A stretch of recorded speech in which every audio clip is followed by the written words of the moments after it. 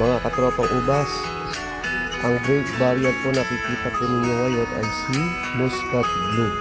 Si Muscat Blue po ay from Switzerland. Pero sa ngayon marami na rin po siya sa Belgium na isa sa na rin nagpo-produce ng wine na ang gamit ay Muscat Blue. Tama po, si Muscat Blue ay isang wine making.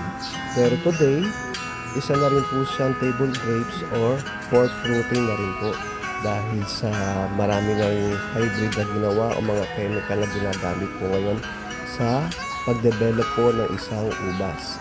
Ang berries po ni Muscat Blue ay hindi kalakihan, pero kaya po yan doblehin na laki pag in-applyan po yan ng GO3.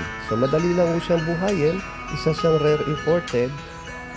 Nakita nyo naman po, yan ay nasa wine pot, nasa wilting pots lang po. So, yan po ay 10 months old. So, muli, ito po ang John Sanchez po. Ang seller na di lang basta makabenta, gusto ko rin po kayong makabuhay. Palaganapin po natin pagtatanim ng ubas sa buong Pilipinas. Salamat!